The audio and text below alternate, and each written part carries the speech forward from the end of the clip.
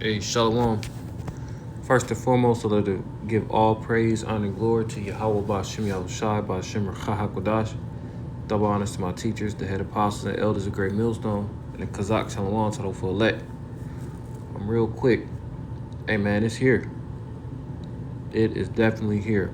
These things are speaking, and they do not lie. And when I say these things, I'm talking about prophecy and the things pertaining to the prophecies. As Habakkuk 2:1, I will stand upon my watch and set me upon the tower, and will watch to see what he will say unto me, and what I shall answer when I am reproved. So spiritually, we're on that watchtower, because in the ancient world, man would be up there and would alarm the people within the city walls. He would blow the trumpet. And that's what we're instructed to do as prophets, blowing the trumpet in Zion. We're spiritually blowing the trumpet by continuing to warn about the prophecies. It says, and the Lord answered me and said, write the vision and make it plain upon tables. So the visions are the things that are written down in the scriptures, the things that the prophets receive.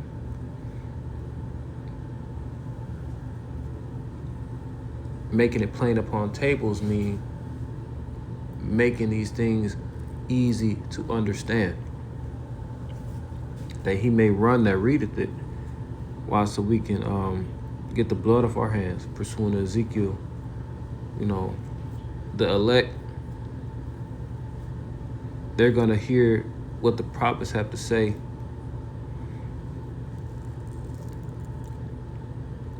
That righteous remnant who the Lord will have mercy on, and 144,000, they're going to hear the words of the Lord and move with fear and sincerity and with faith.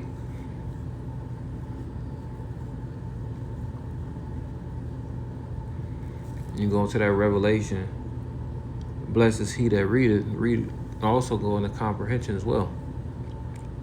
But verse 3, it says, for the vision is yet for an appointed time, but at the end it shall speak and not lie. Though it tarry, wait for it, because it will surely come, it will not tarry. So the example I wanted to use today is the inflation. I seen this on Reddit a couple days ago. It says you may have one king crab ready to eat for $40, $39.89. Rounded up, that's $40. Notice how the spot on gold and silver is up. Elder Apostle Har telling us to pay attention to that. Spot on silver is damn near $100.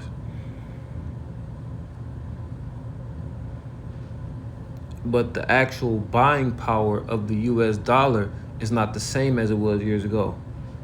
Like I've mentioned in lessons past and in conversations, niggas do not understand the economy, but they understand when things start to affect them personally. So if it was a nigga, somebody looking forward to a crab leg that might have cost $37 or something years ago.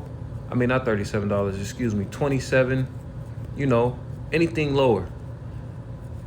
When they went in today and seen it was $40, they're like, $40? Inside joke. But yeah, these things are real. And that's an example online. And this is an example in real life. This was in some salmon that I bought from Aldi. That small ass piece of fish, and ain't no telling what's been done to it to, preserve it and have it looking like that. There's no telling how much more shrinkflation we'll be experiencing. And that's the spirit. Ask ChatGPT, are we experiencing shrinkflation at all? Rhetorical question, but let's see what they have to say. It says, yes, we are experiencing shrinkflation right now in many everyday products, especially in the United States and other advanced economies. It isn't just a feeling or internet chatter. Surveys and data show it's real and noticeable. Read this for yourself what shrinkflation is. They reduce the amount or size of a product but keep the price the same, or sometimes even raise it. Cost per unit goes up even if the sticker price doesn't. 33% roughly of all grocery items have been affected. Some brands have cut down product size by over 30% without lowering prices. Snacks, cereal, detergent, even some beverages have shrunk while prices stayed the same. And these are things we talked about during the pandemic. These are things we've been talking about over the past couple of years, how that squeeze is getting tighter. This is a spiritual siege. We're being backed into a corner, and they want us to rely on the sea hip. They want us to go down to Egypt for help. But through the spirit and power of Yahweh Shah, we can see through Satan's devices. We can see through the agendas of the wicked elite, the NWO. You know, the apostles in particular. I'm thinking about Apostle Gabar, talks about it all the time. The plans of these devils who truly runs the world, the banking families. We don't want to give too much credit where it's not due. Of course, this is the Heavenly Father, but, you know, pursuing the Psalm 17, that's who the Lord decided to use, these damn devils. But I digress. It says most U.S. shoppers around 75 to 80 have noticed shrinkflation when shopping. Examples: toilet paper rolls have fewer sheets. Chips have slightly fewer ounces. We've been noticed. You know, niggas love chips. Pain relievers like Aleve now contain fewer tablets for the same cost. Why it's happening? Companies use shrinkflation as a strategy to deal with higher production and supply chain costs rather than overtly raise prices, which can turn customers off. They quietly shrink the amount you get. So that's pretty much it. But the scriptures let us know that these things will happen.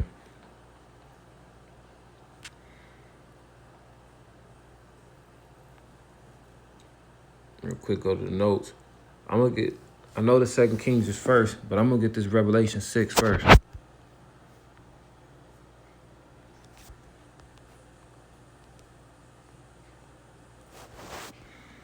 Revelation 6:6, and I heard a voice in the midst of the four beasts say, a measure of wheat for a penny, and 3 measures of barley for a penny, and see thou hurt not the oil and the wine. So going back from the top, I heard a voice in the midst of the four beasts. So again, when you go into Revelation, this is a series of visions. You know, the Apostle John went to the island of Patmos. That was the only apostle or disciple, the only disciple of Yahweh Shai that did not die. So we can get the breakdown and the understanding from the visions that he received. It says a measure of wheat for a penny and 3 measures of barley for a penny. So when you go into that word penny,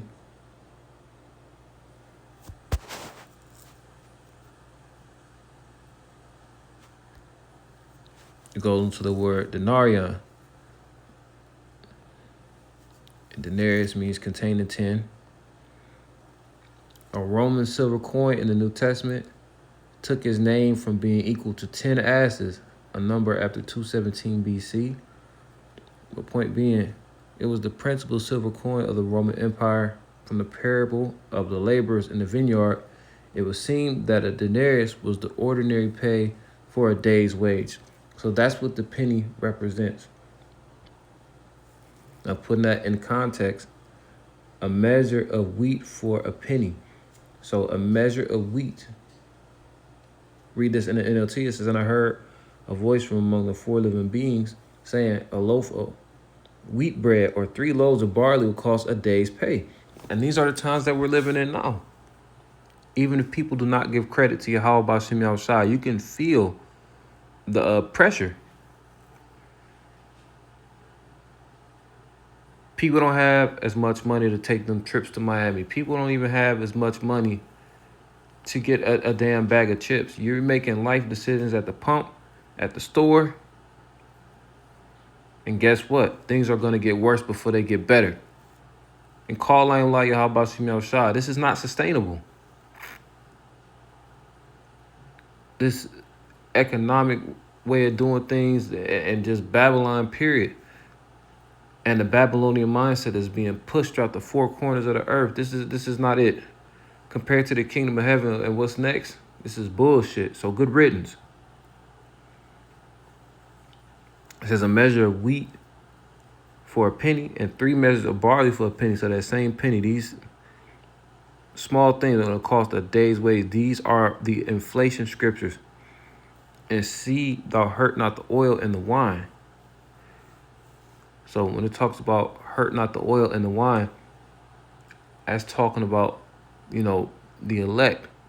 Because in the midst of these hard economic times, Yahweh Ba'Shem Yahweh Shai is still going to have the wisdom, knowledge, understanding, and most importantly, faith out there.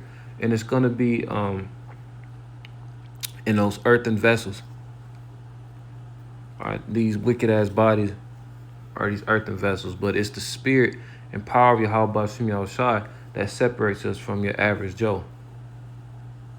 So now we can move on to that 2 Kings.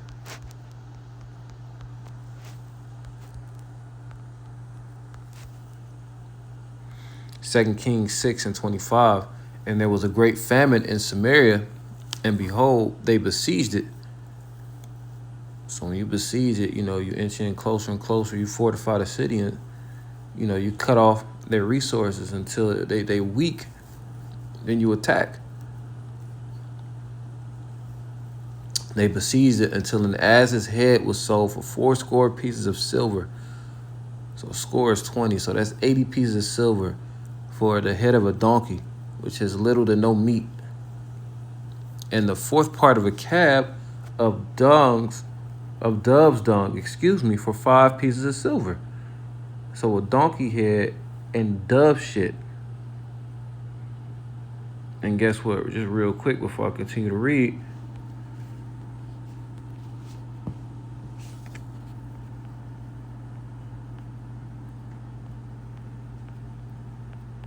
Jeremiah 30:7.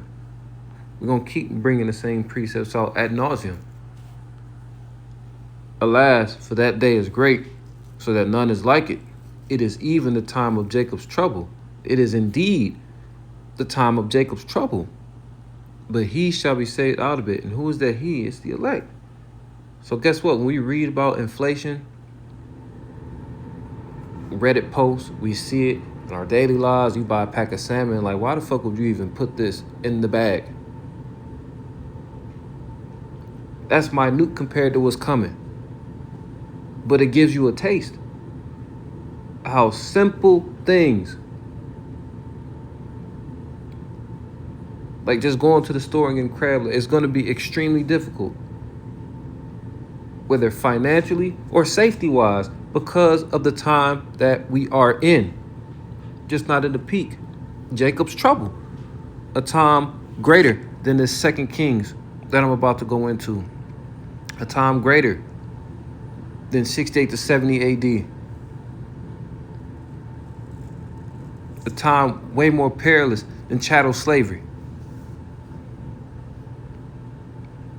All the different atrocities you can think of. From the top again, alas, for that day is great, so that none is like it. It is even the time of Jacob's trouble. So, you 12 tribes, this is mainly talking to you. Because the whole world, this is a global thing, don't get me wrong. But Jacob's trouble. Who is Jacob? The promises pertain to Abraham, Isaac, and Jacob. And Jacob is our forefather whose name was changed to Israel. The patriarch of the 12 tribes.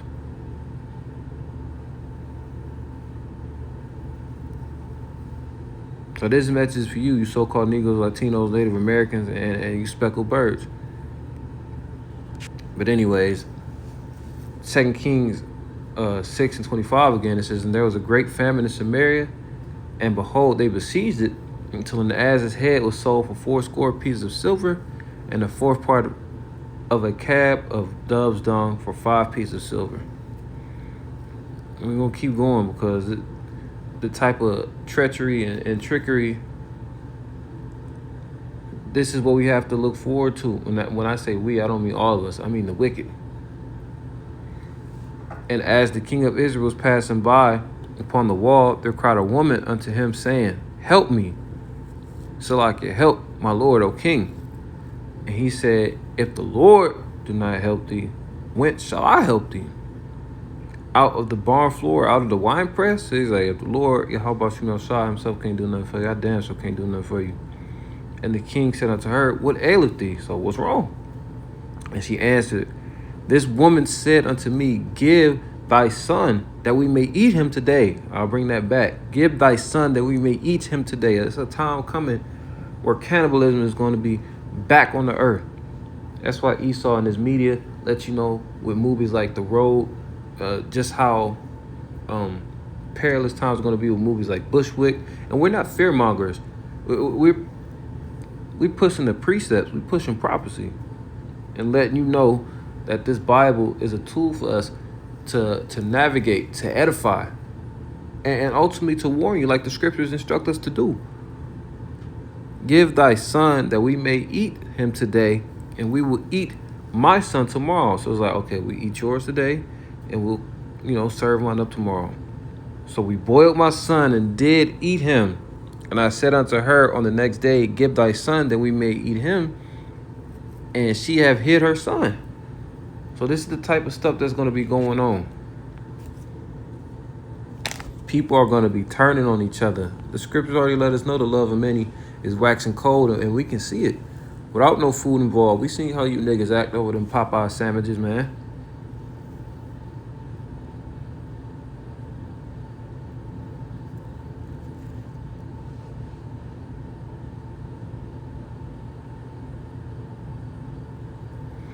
This is 2 Ezra 15 and 19. It says, A man shall have no pity upon his neighbor, but shall destroy their houses with the sword. The modern day sword is the gun. And spoil their goods. Spoil means to take. Because of the lack of bread and for great tribulation. So, yeah, prepare to have somebody try to come get you over this weak-ass pack of noodles. Now, honey, with all these GMOs that you cleaving to, guess what? I'll read it again. A man shall have no pity upon his neighbor. Like, man, we ain't ate in 3 days. You better get with the program or you're going to die. I don't give a fuck if it is 2 or 3 fig Newtons. They mine now. It says, But shall destroy their houses with the sword and spoil their goods because of the lack of bread and for great tribulation. But they say when you don't got nothing to lose, man, essentially people lose it, man.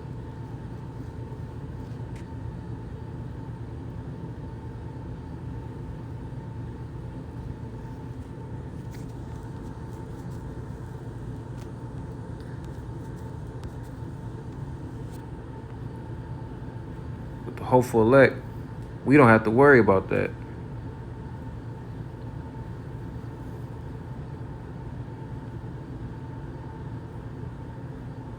This is Isaiah chapter 65, verse 13. It says, Therefore, thus saith the Lord power. Behold, my servants shall eat. And who are the servants of the Lord? The prophets. That remnant that the Lord will have mercy on because they have faith. But ye shall be hungry. Behold, my servants shall drink, but ye shall be thirsty. So it's talking about people, particularly the servants of the Lord, eating and being okay. So who's going to be hungry? The 2/3. Again, we're talking to Jacob right now. It says, My servants shall drink, but ye shall be thirsty. Behold, my servants shall rejoice, but ye shall be ashamed. Behold, my servants shall sing for joy of heart, but ye shall cry for sorrow of heart, and shall howl for vexation of spirit.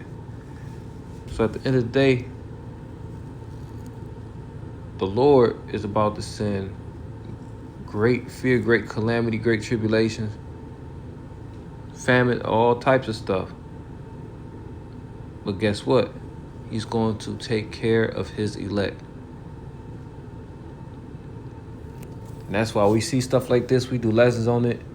Yeah, it seems bleak, and we can actually feel the impact and we can relate. But we're not going to stay there. We're not going to be sad. We don't have a mindset of, oh, woe is me and we're destitute. We have this ministry. We got the faith.